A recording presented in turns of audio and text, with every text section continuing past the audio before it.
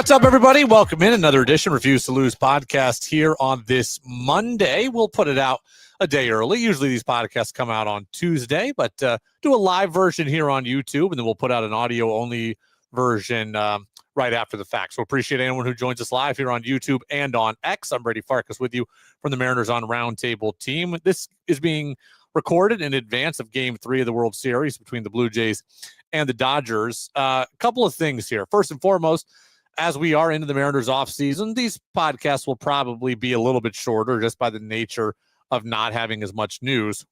We will put out kind of a bonus feature on the audio-only portion right after, because I had a chance in early October to talk in person with Andy Helwig and Riley Pay, the broadcasters for the Mariners AAA team in Tacoma. I talked to them before Game 1 of the ALDS, which seems like forever ago at this point. So we spoke. I had intentions of putting it out pretty instantly, but given that the series was going on and given then that the Mariners went on to the ALCS, it just felt awkward to kind of shoehorn in a couple of interviews about minor league baseball and their experiences this season at Tacoma. So they were awesome interviews, and I'm going to put them out on the audio version only after today's live video version. So if you stick around after the fact, you can go download the audio version, which will have those two interviews included, but they will not be in the live version here on YouTube and on X. Just a reminder, the thing we are doing, right, me and Taryn Kovac, he is my co-worker over at Roundtable Sports. We want you to join our Mariners community, right? This is our biggest initiative in the offseason, is growing our Mariners community. It's no paywall. It's no subscription. All we ask you to do is go to our site, hit the join button. All that does is really, again, just make you part of our community. And when you're part of our community, you can comment on stories. You can comment in our community section, which is down below, where you can start your own conversation. And that's the goal. We want our site to be a one-stop shop where you can read everything there is to read about the Mariners. You can listen to everything there is to listen to about the Mariners through this podcast with all of our guests on Refuse to Lose. And we want the discussion to be happening on our site. It's really that simple. The Big J journalism up top, the Reddit and message board style fun on the bottom. Our site is being built into that. That's what we want to share with you. We want to give a shout out to, you know him on social media already. It's at the Jage Page, one of the more thoughtful Mariners content creators out there, especially in the offseason. He just joined our Mariners community. He did so tonight. He put out the first of 5 of his kind of 5-part series on the Mariners offseason.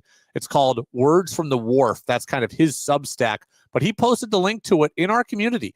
Go and read it. It's awesome. Kind of lays out everything that we're going to talk about tonight, but just kind of lays out where the Mariners are at, what the roster looks like at this moment going into 2026, contract information, etc. So go give it a read. Again, totally free. No subscription, no paywall. Just hit join, read the work there from Jage, and comment and interact with each other, interact with him. I've already written some stuff over there as well on his work. Really, really cool stuff. And the community feature is something that we're really building out into this offseason. So again, Taryn Kovac is my right-hand man when it comes to writing on the site. And now you can join our site again as well for free in the community section. No guest on this version. Andy and Riley on the audio-only version. Without further ado, let go. 5, 4, 3, 2, 1. And here we go. And if you want to get in live on YouTube, you can, or comment on X. I will see them. By now, you have seen this post either from the Mariners on social media or locally in the Seattle Times. But Mariners owner John Stanton put out a message to Mariners fans in the Seattle Times on Sunday. The Mariners posted that themselves on social media on Monday. I'm going to read it, and then I'm going to react to it. It says, "Dear Mariners fans, there's no sugarcoating it. I'm heartbroken at the way the season ended. We've never come closer to bringing our first World Series to Seattle. I know how much our players, coaching staff, and front office wanted this for you. On behalf of everyone in our organization, thank you for the passionate support, energy, rallies, shoes, mustaches, magic spells, and joy you brought to the ballpark all season long. From opening day to the last out of the ALCS, you cheered so loud that you created measurable seismic activity. You stayed on your feet for 15 innings. You showed up with signs. You brought out our players for curtain calls. And you started dance parties on the sidewalks after games. And when the team arrived home at 3 a.m. after the toughest return flight of their careers, you were there to greet us at the airport and the ballpark with thank you signs. They saw all of it. They heard all of it. They felt all of it. We all did. We play for you, and you pushed our team to heights we have never reached before. The Northwest deserves a World Series. I know we are going to get there.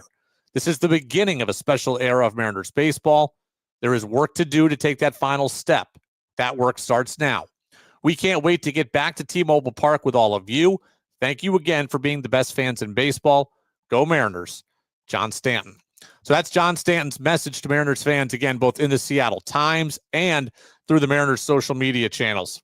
And I have to say, I have mixed thoughts about this, frankly.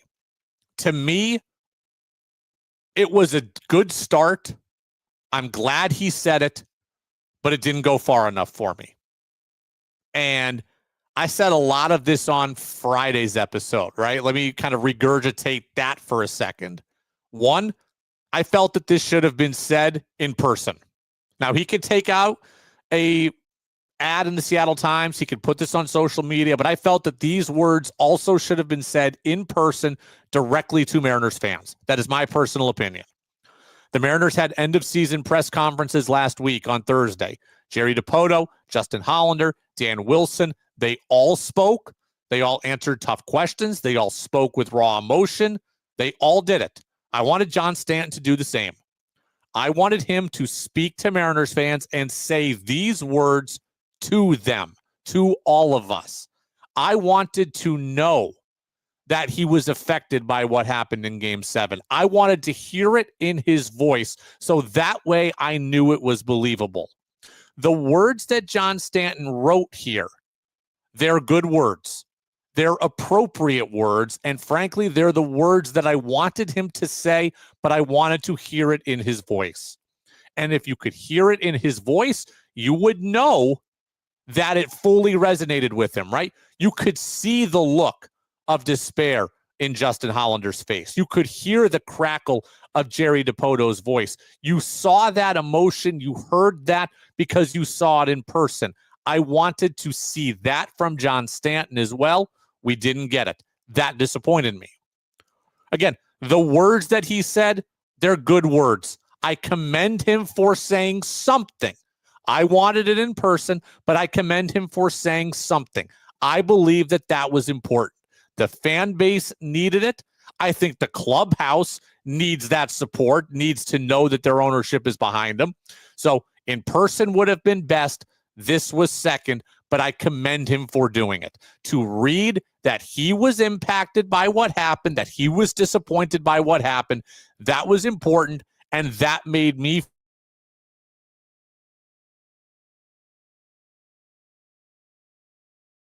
and all of you will as well. But the message still didn't go far enough for me. Again, all the praise I just gave is true. They're the right words to say. There needed to be more of them.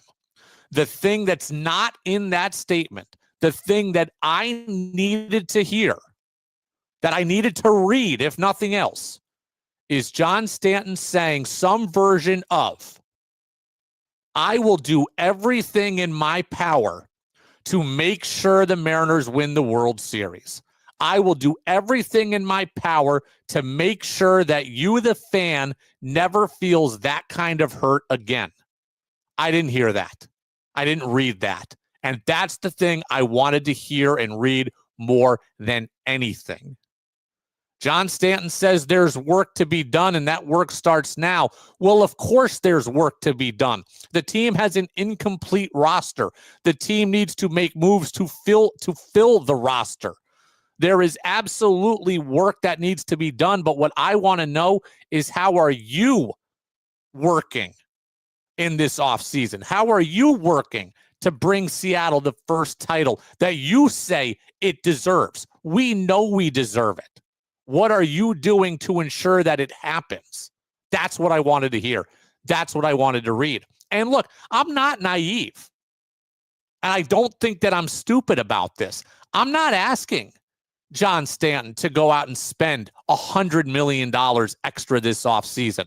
I'm not asking him to go to the luxury tax line. I'm not asking him to sign 3 premium free agents. I get there's limitations. I have limitations too. But I wanted to hear that John Stanton is actively involved in making sure the Mariners win the World Series. And that can manifest itself in a lot of different ways.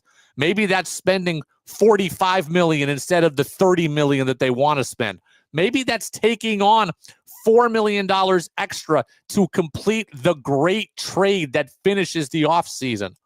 Maybe that's bringing in a reliever on a $3 million contract instead of a AAA call-up, which maybe the budget would rather suggest to do. I'm not at, some of you on social media are spend at all costs. I can't be like that. I understand that John Stanton has some limitations and some moves at a certain point are just not smart. But I need to hear that John Stanton's doing all he can to make sure that we never feel the pain that we felt 1 week ago tonight. What does that mean? Spend a little more money here. Make that trade there. Take on a little more salary there. Heck, sit in the meetings with the players who are free agents if you want. I don't care. But show me what you are doing and tell me you're going to do it. That is all that matters to me. Ultimately, at the end of the day, I've said this before, it's going to be the mantra I get tattooed on my forehead. It is a game of show, not tell. So if John Stanton had said every single thing I wanted him to say, I still would have come back and said, that's great, now go prove it. He didn't say everything I wanted him to say. If he goes out and does what I wanted, then I will come back to you the first day of spring training next year and say, you know what? I got hopped up for no reason. I promise you, I will hold myself accountable on that.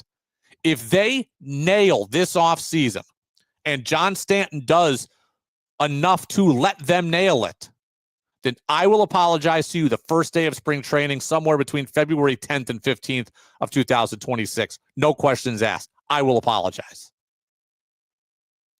They're saying the right thing and they're doing the right thing.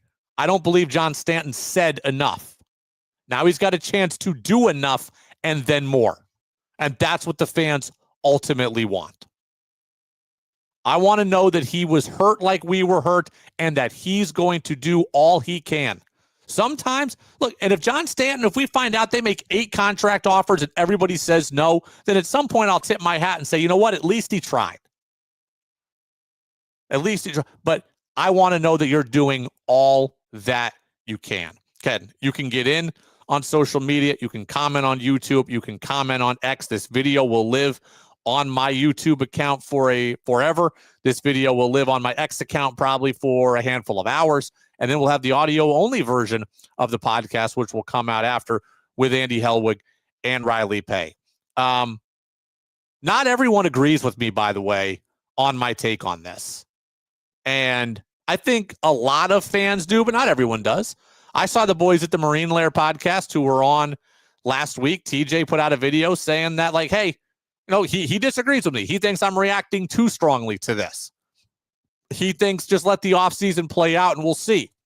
Joe Doyle, who's been on this show more than anybody, he commented on social media and said, Brady, maybe the acknowledgement that there's work to be done and the work starts now is John Stanton saying what you want. I guess maybe it is, but I still wanted to hear it in the way that I phrased it. I thought the statement was good, but it had a chance to be great. Now, ultimately, it is about following through. All right, let's talk about money. And I will try to do this kind of in a logical step-by-step way because, one, I am not an accountant. And two, a lot of you are listening and you don't have a pen and paper in front of you. So we all got to keep some things in our head here straight. I do want to admit that it appears I made a mistake on last episode. I feared The Mariners had 20 to 25 million to spend this offseason. By all accounts, it appears they have 30 to 32 million. So I shorted them somewhere between $7 and $10 million. I want to make sure that I get that right. Adam Jude of the Seattle Times had a pretty pronounced or a pretty solid breakdown of things. Jage over at Words at the Wharf, who also put in our community section, he did a pretty thorough job on this. 30 to 32 million appears to be the number that would bring the Mariners back to where they ended this season. Obviously, they can go over it, but 30 to 32 million is kind of the minimum amount that we think they have to spend. So 30 to 32 million this year. Now, there are ways for the Mariners to open up more money, to open up more space. One, John Stanton decides to get uncomfortable and just spends more money. That would be number one, right? 30 to 32 million gets them to the level they were at the end of this season. They can certainly go above and beyond that. It requires nothing more than John Stanton being uncomfortable. That is one way to open up more money. Two, the Mariners can free up money by trading Luis Castillo. Luis Castillo has $24 million left this season. He has, I believe, 2 years left and an option with this contract. He's got a no-trade clause that expires on January 1st. If they were to trade him, it wouldn't be until January 1st or later, I presume. $24 million Castillo has. Cannot imagine the Mariners getting anybody to take the full contract. So imagine the Mariners will be looking at, they will not free up $24 million directly by trading him.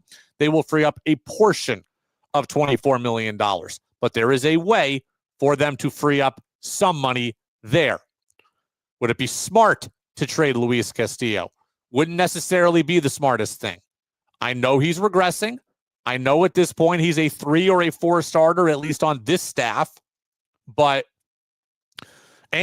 saw they needed him last year when you lost Logan Gilbert, you lost Bryce Miller, you lost George Kirby, and you lost Brian Wu, all of them for a portion of the season. Trading away from pitching depth is always a tough thing to do.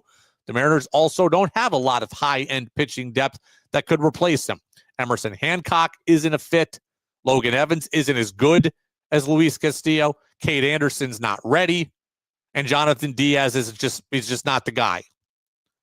So you could trade Luis Castillo. You could open up some money that way, but it's not the full $24 million, and it causes you other issues on your staff. The Mariners could trade Randy Arozarena. He's projected somewhere between $16 and $18 million. They could trade him. Again, also probably wouldn't get someone to take the full contract, but they could open up a portion of money by dealing him. Of course, that would open up other issues on the roster as well. Randy Arozarena had 27 home runs last season. So between losing Naylor, Polanco, Suarez, and Arozarena, you'd be looking at more than 65 home runs gone from your team. I think it's closer to 75. And then Cal Raleigh regresses naturally. You're probably losing 100 home runs if you trade away Randy Arozarena. That's a tough spot to be in. It could be done, but it is going to cause you other problems. The other thing I keep seeing, I think is completely unlikely, and that's trading J.P. Crawford. J.P. Crawford has $12 million left on his contract. A lot of you want to trade J.P. Crawford because you think that he doesn't field well, he doesn't run well, and he doesn't provide you any power. That's why I see that fans want to trade J.P. Crawford.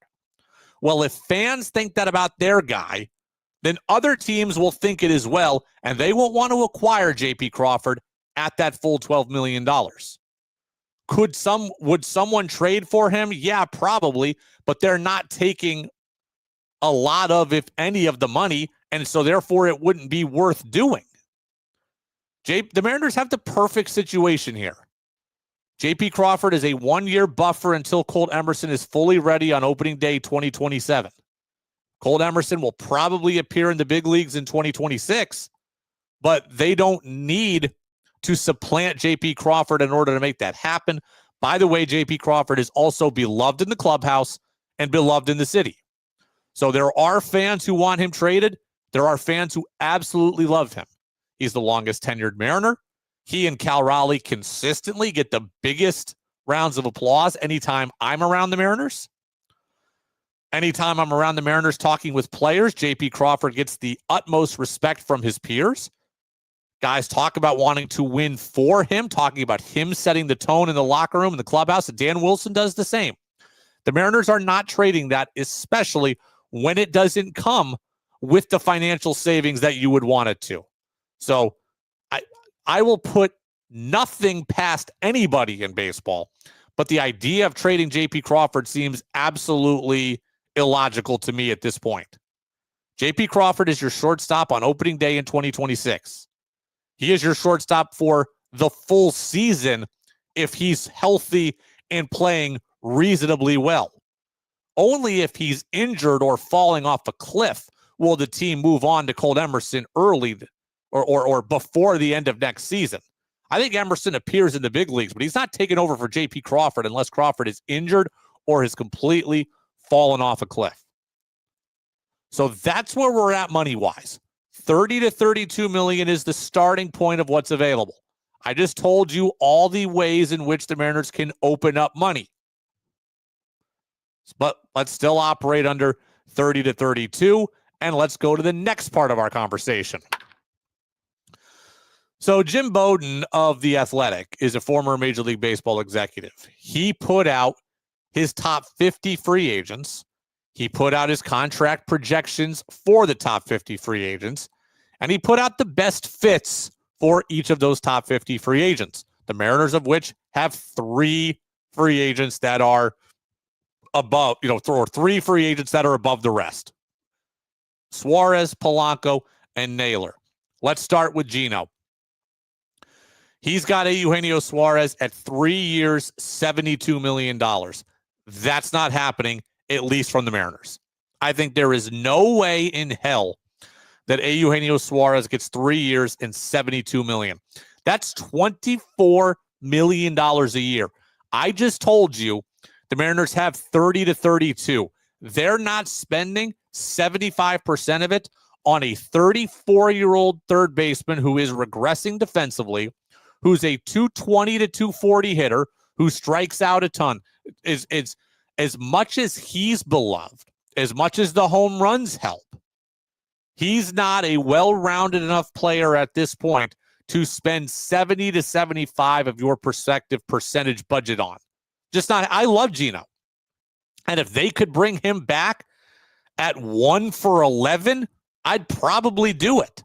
But at 3 for 72, not even a chance. Not a chance. And that's disappointing because, again, I love Gino. They have a need at third base, but 3 for 72 is completely illogical, at least for the Mariners. That's not happening. Secondly, Josh Naylor, 4 years, $90 million. That is the projection. I would do it. I would do it in a heartbeat. I certainly wish it was 4 for 80, a nice round number at $20 million a year. I'd love it if it were 3 and 60 with an option, right? We would love it always if the deal 1,000% benefited us financially, but that's not the way baseball works. 4 for 90 is the projection. It could be more. It could be a little less, but let's operate there. 4 for 90 is $22 million a season. You've got 30 to 32 to spend. I would do it in a heartbeat. I would love for it to be a little lower, but even at that number, I would do it in a heartbeat. Josh Naylor means everything to this team, and he means everything to this offseason. He's 28 years old. He's the youngest of your 3 free agents. He's younger than most free agents that are out there. We know about the contact ability, 295 hitter this season. We know about the power, 20-plus home runs. We saw the stolen bases. We saw the smarts. We saw the clubhouse attitude, the effort, the energy, the intensity, the leadership. Josh Naylor means everything to this team and everything to this offseason. They have to find a way to get this done. Again, we'd love for every deal to be team friendly. They're not all going to be. 4 for $90 is a lot of money. At least we as Mariner fans are conditioned to think it's a lot of money. I would do it, and I wouldn't look back. They need him. They need him for what he is productivity-wise. They need him for what he represents leadership and clubhouse-wise. They need him for the messages that he delivers to the clubhouse, the fan base, all of the above. Josh Naylor, 4 for $90, I would do in a heartbeat. If you did that, you would have $8 to $10 million left, at least to be in kind of your comfortable range. That leads us to Jorge Polanco. 2 for $26 is the projection. If you sign Naylor to that same deal, you wouldn't have enough for Polanco. I would have to live with that under that case. Now, obviously, the Mariners could open up more money another way, but if I could only have one, it would be Naylor. Polanco was awesome this year. I loved watching him play. You saw me tweet out Jorge Polanco, buy stock now for the entire first 2 months of the season. I thought he was great. He's 32 years old, not a second baseman full-time anymore. Is a DH at his best. Mariners are probably going to have to play Cal and Harry Ford there more. Cole Young at second regularly next year. I just don't think there's a ton of room for Polanco to go over budget on. Again, they could bring both back, Naylor and Polanco, if John Stanton opens up the purse strings. And I would advocate for him to do so. But if he's not, then Naylor has to be the guy. Okay? Naylor has to be the guy. I do want to make one additional point. Let's recognize this. We talk about ways to open up more money. If the Mariners sign Naylor, they can open up more money with his deal as well. Right? They can backload the deal if they want in some way. Right? Randy Arozarena is going to make $17 million or so this upcoming season. Victor Robles is going to make $5 million. Both players are off the books after 2026, right? That's $22 million right there coming off the books. Maybe the Mariners go to Josh Naylor and say, look, we'll give you 4 for $90. That's $22 million average. But what if we give you $12 million this year and $32 million next year when we have more money available? That would open up additional money for the M's there and allow them maybe to bring back Polanco or to go out and make another move that they need. There's a lot of different ways you can manipulate how the spending is. People who are more creative than me have to be able to figure that out, but the options are there. Even if you want to limit yourself into that 30 to 32 million, there's room to do more. You can move Naylor's money around. You can move Polanco's money around and say, look, Jorge, 2 for 26 is cool. Let's give you 5 this year in 19 or 21, whatever it is. It can be done. All right, it can be done. So, again, you can get in on YouTube. You can get in on X. If you see this after the fact, you can comment on Spotify or on Apple Podcasts. Let's just run through the deal again. We've spent about a half hour here on the live video. The video is going to end shortly. Then the audio version will be uploaded, and it will have the interviews from Andy Helwig, who is the broadcaster or the media relations director for the Tacoma Rainiers, and Riley Pay, who is their lead broadcaster, talked before the beginning of the playoffs about their experiences at AAA Tacoma and some of the M's prospects. There were great conversations. Again, I just didn't want to shoehorn them in to direct playoff conversation. I wanted them to kind of stand out and stand alone.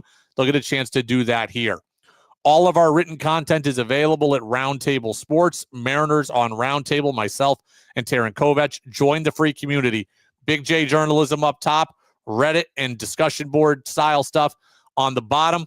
We had at the Jage page open us up with a great post earlier on Monday about his words from the wharf, his first of 5 installments on the Mariners offseason.